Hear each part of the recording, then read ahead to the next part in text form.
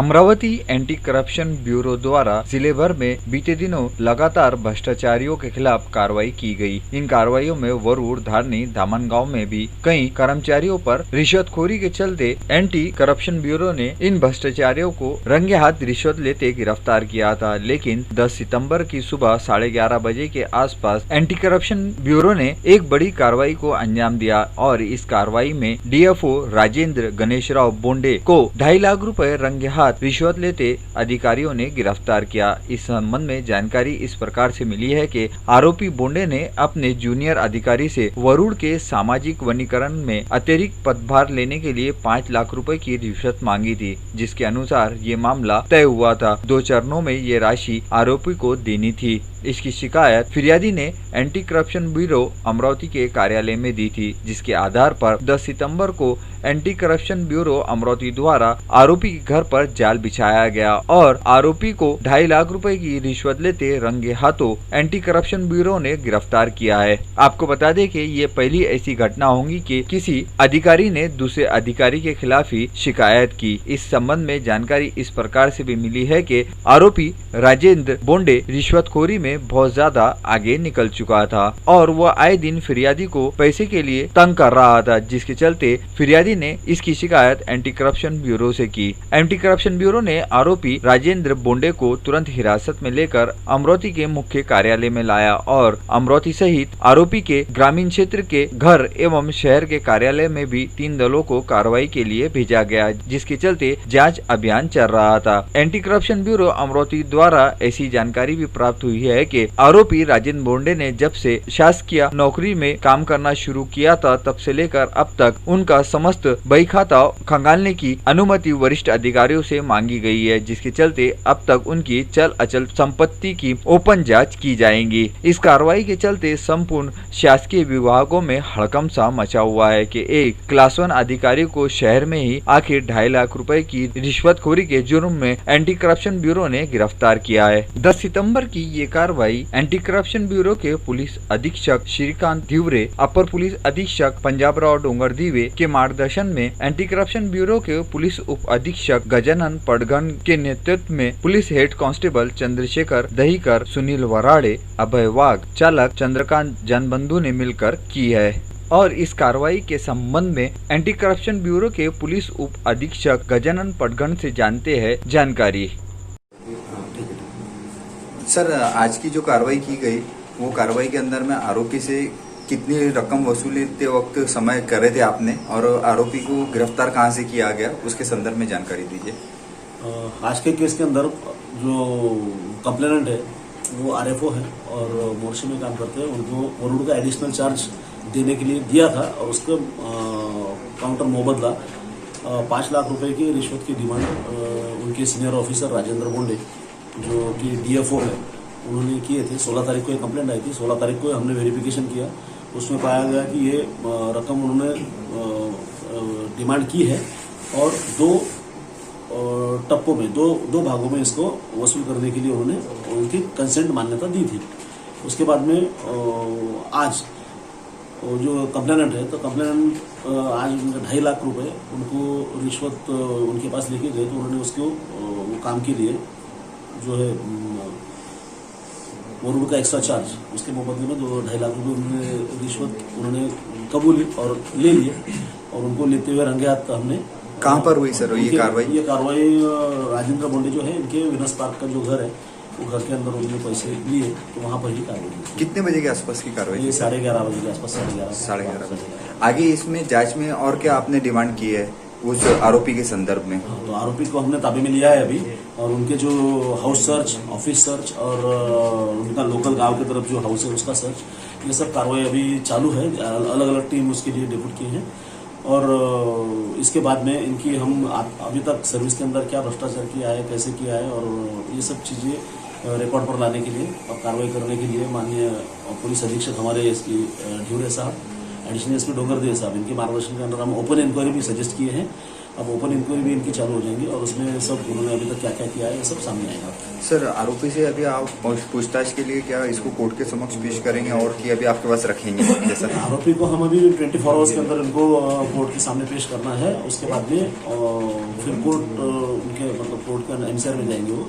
उसके बाद में हमारा इन्वेस्टिगेशन जो है वो चालू रहेगा और उसमें कोर्ट जैसे उनको बताएगा उस हिसाब से फिर उनका इंट्रोगेशन वगैरह हम करेंगे। पुलिस आयुक्त डॉक्टर आरती सिंह ने पदभार संभालने के पश्चात 10 सितंबर को अमरोती शहर सहित बडनेरा में भी यातायात कर्मचारी बड़ी मुस्तैदी के साथ में अपनी ड्यूटी निभाते हुए नजर आए। अमरोती शहर में राजापेट पुलिस स्टेशन के सामने ही यातायात कर्मचारी मोटरसाइकिल सहित 4 व्हीलर वाहनों को रोककर उनके कागजात की जाँच कर रहे थे और नियमों को तोड़ने वाले वाहन चालकों पर कार्रवाई की जा रही थी। तो दूसरी तस्वीर बडनेरा अमरोती रोड पर जूनी बस्ती में पेट्रोल पंप के सामने नजर पर भी यातायात कर्मचारी मुस्तैदी के साथ में यातायात के नियमों का उल्लंघन करने वाले वाहन चालकों पर कार्रवाई करते हुए नजर आ रहे थे। इस सभी के बीच में एक ऐसी तस्वीर भी हम आपको दिखाते हैं जो बड़ी ही चौंकाने वाली है। ये तस्वीर 7 सितंबर की दोपहर अमरोती से बडनेरा रेलवे वैगन कारखाने की ओर जा रहा एक 10 टायर हाईवा ट्रक को यातायात कर्मचारियों ने रोका और उसके कागजात की जांच की। कागजात की जांच में इस 10 टायर हाईवा वाहन चालक के पास में केवल रॉयल्टी की रसीद थी, जबकि इस वाहन में क्षमता से अधिक गिट्टी भरी हुई थी। आप देख सकते हैं कि ये वाहन लबालब ऊपर तक भरा हुआ है और इस वाहन की अधिकतम क्षमता 25 टन की दी गई है, लेकिन इस वाहन में 25 टन से ज्यादा ही गिट्टी भरी हुई थी। यातायात कर्मचारियों ने इस वाहन को 190/2 एवं फेल टू प्रोड्यूस के आधार पर ई चालान के तहत जुर्माना ठोका और 700 रुपए जुर्माने की राशि अनपेड के रूप में इस वाहन चालक को रसीद सौंप कर गाड़ी को छोड़ दिया गया। लेकिन इन सभी के बीच में एक सवाल ये भी है कि जिस वाहन में क्षमता से अधिक माल भरा हुआ था उस वाहन को बगैर काटा किए इन यातायात कर्मचारियों ने क्यों छोड़ा। लेकिन इसमें जब बारीकी से तार जोड़े गए तो बात ये सामने आई कि वरिष्ठ अधिकारियों के फोन आने के चलते इन यातायात कर्मचारियों ने केवल 700 रुपए का चालान बनाकर इस क्षमता से अधिक भरे गिट्टी के वाहन को छोड़ दिया। अचंबा होता है कि जहां सामान्य नागरिकों से तो नियम के अनुसार उनसे दंड की राशि वसूल की जा रही है, लेकिन इस वाहन चालक पर इतनी मेहरबानी क्यों? ऐसे अनेक सवाल बडनेरा क्षेत्र वासियों द्वारा उठाए जा रहे हैं कि आखिर शहर यातायात विभाग इन क्षमता से अधिक वाहन चालक सहित मालकों पर इतना मेहरबान क्यों है। लेकिन कुछ भी हो, बडनेरा रोड के खस्ता हाल में कहीं न कहीं ऐसे क्षमता से अधिक वाहनों का ही हाथ है, जिसके चलते ये रोड दिन ब दिन क्षतिग्रस्त होता जा रहा है और इस संदर्भ में बहुत जल्दी शहर यातायात विभाग के वरिष्ठ अधिकारियों से जानकारी ली जाएंगी और सच क्या है ये हम आपके सामने जरूर लाएंगे।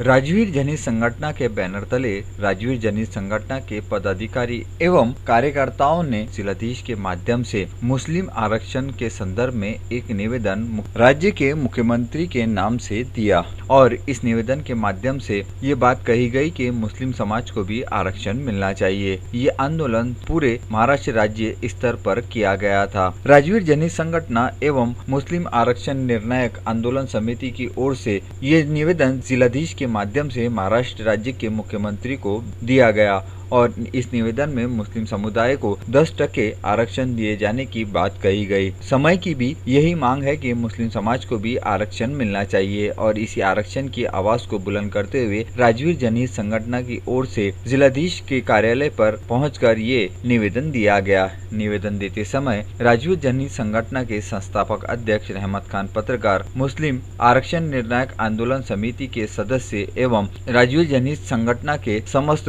पदाधिकारी और कार्यकर्ता भी इस समय उपस्थित थे। राजवीर जनित संगठन के संस्थापक अध्यक्ष से जानते हैं कि मुस्लिम समाज को आरक्षण क्यों मिलना चाहिए। आज माननीय जिलाधिकारी साहब के मार्फत महाराष्ट्र के मुख्यमंत्री को निवेदन भेजा गया है। निवेदन का विषय यह है कि मुस्लिम आरक्षण निर्णायक आंदोलन समिति और राजवीर संगठन ने मिलकर के निवेदन भेजा है।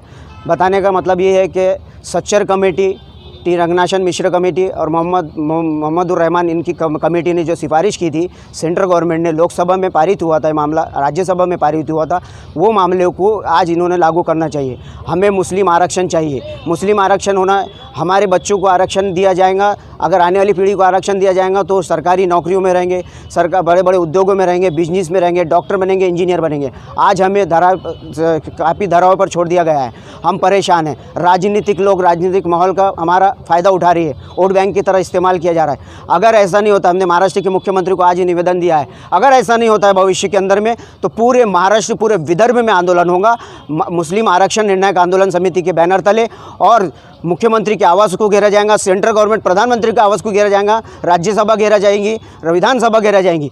इसलिए आज ये विनती करते हैं और इसी विनती का हमने आधार का और इसी आधार पर एक निवेदन माननीय मुख्यमंत्री साहब को भेजा है और हमें उम्मीद है कि जल्द से जल्द इस पर निर्णय होगा।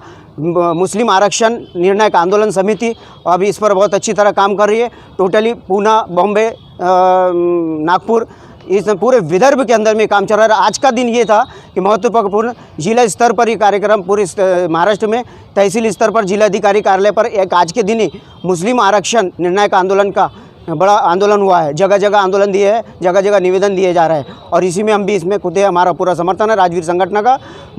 मेलघाट की राजधानी धारनी और इस धारनी को करीब छोटे बड़े मिलाकर सैकड़ों की तादाद में देहात है और इन सभी क्षेत्रों में अधिकतर काश्तकारी से ही यहाँ के रहवासी अपना गुजर बसर करते हैं और इसी काश्तकारी से संबंध रखने वाला विभाग है भूमि अभिलेखा। लेकिन धारनी का भूमि अभिलेखा विभाग इन दिनों बेवारस नजर आ रहा है, जहां इस कार्यालय में अब तक 15 अधिकारी और कर्मचारियों के पद रिक्त है। मात्र 2 कर्मचारियों के भरोसे ये कार्यालय चल रहा है और ये 2 कर्मचारी जिस दिन कार्यालय में नहीं होते हैं उस दिन कार्यालय को ताला लगा होता है। आपको बता दें कि धारनी सहित ग्रामवासी अपने जमीन जायदाद के कागजात के लिए अक्सर और बेशतर इस कार्यालय में सैकड़ों चक्कर मारते हुए नजर आ रहे हैं। हालत ये हो चुकी है कि यदि किसी शासकीय कार्यालय या न्यायालय में कोई कागजात आपको पेश करना हो तो आपको यहाँ से कागजात मिलना तो दूर की बात है, यहाँ पर कर्मचारी न रहने के चलते सुबह से लेकर शाम तक इंतजार करना पड़ता है। हालत ये हो चुकी है कि अधिकतर किसान और व्यापारी इस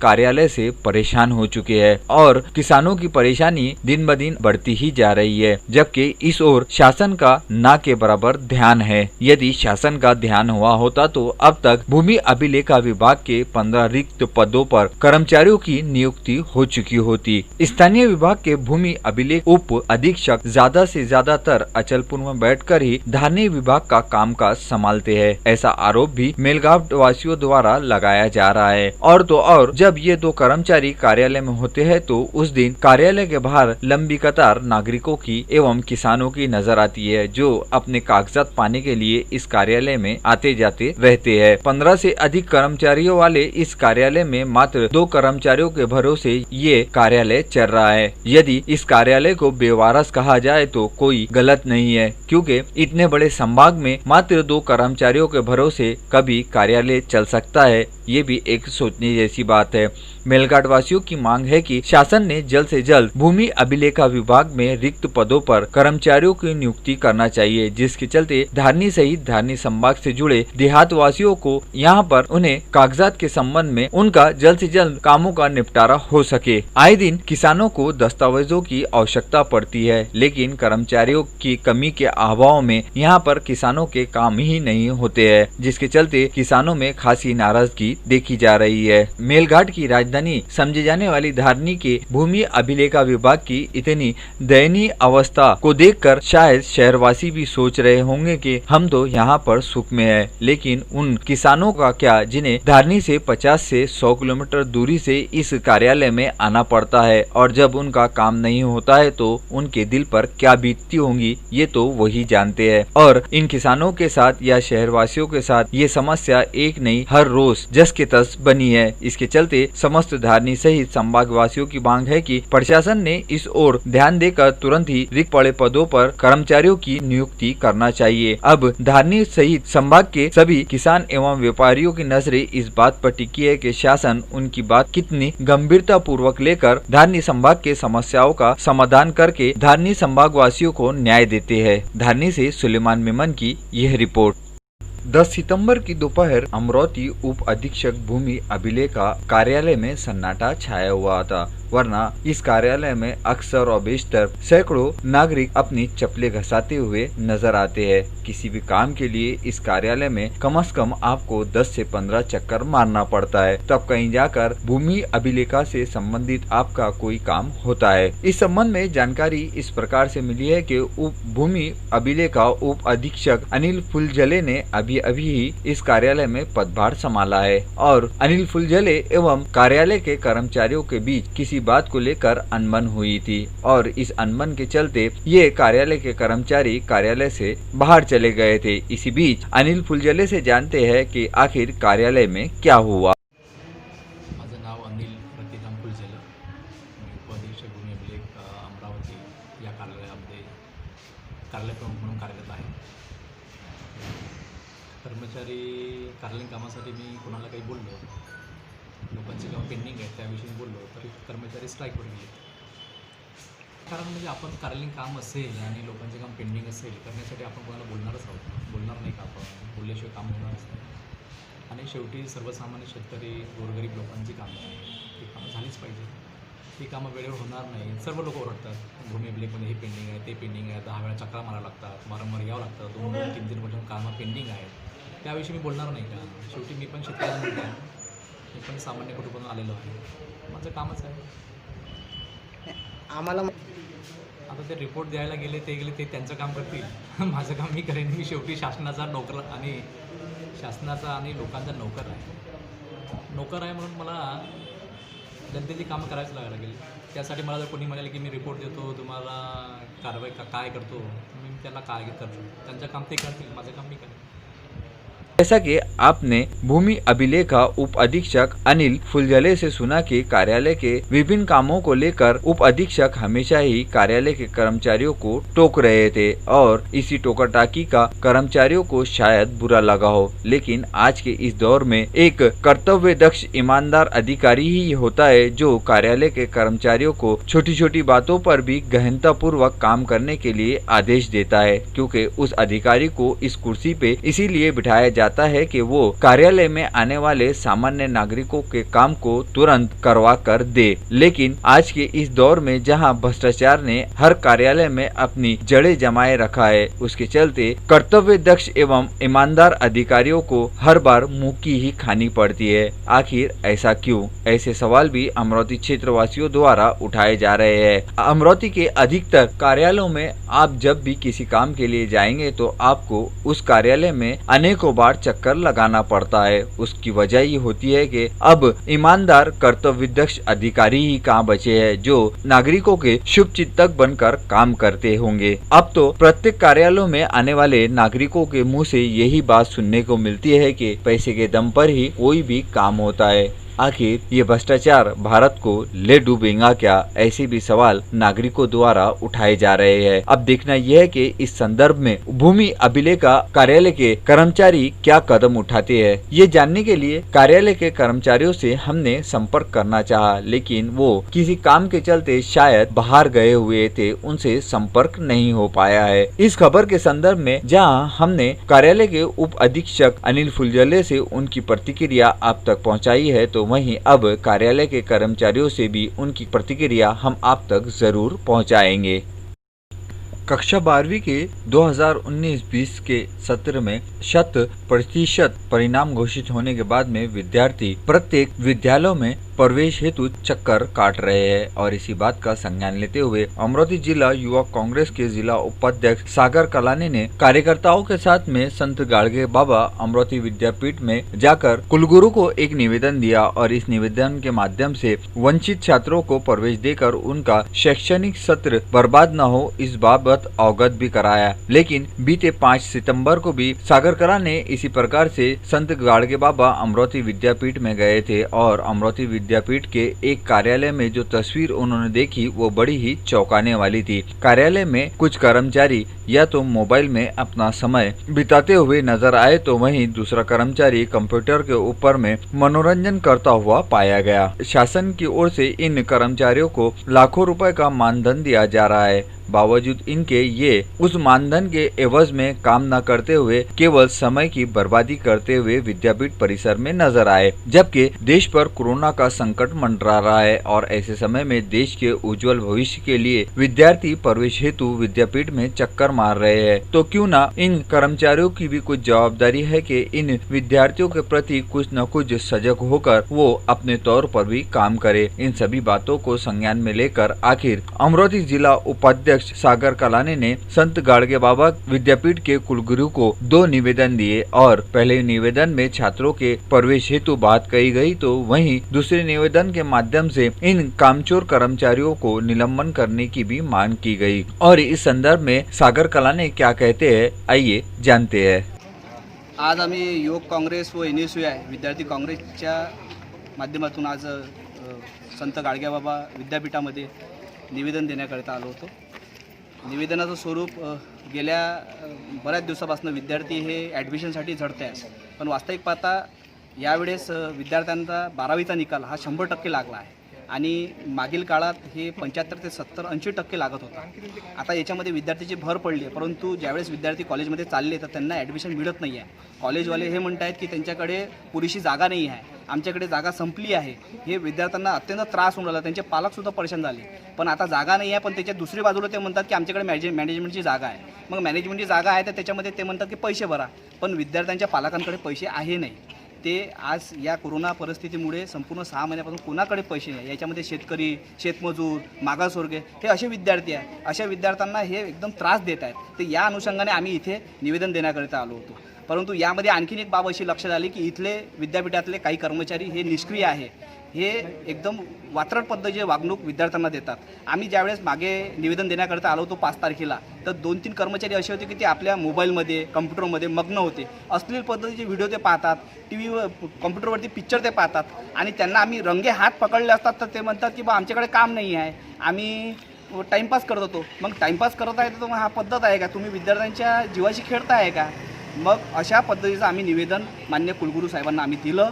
त्या विद्यार्थ्यांना सगळ्यांना आम्हाला आणि त्यांना त्या पद्धतीचं कुलगुरू साहेबांना त्या जे कर्मचारी आहे यांच्याकडे काम जर नसेल तर यांना व्हिडिओ गेम खेळायचा आहे, हे खेळायचं आहे, जे काही खेळायचं आहे, पण आम्ही त्यांना एक कॅट घेऊन दिला ज्याच्या माध्यमातून जीवाई खेळू शकतात, त्यांना जे खेळायचं ते खेळू शकतात, कुलगुरू साहेबांसोबत खेळू शकतात। असं पद्धतीचं आम्ही एक आंदोलनाचं स्वरूप दिलं आणि निवेदन देऊन मान्य कुलगुरू साहेबांना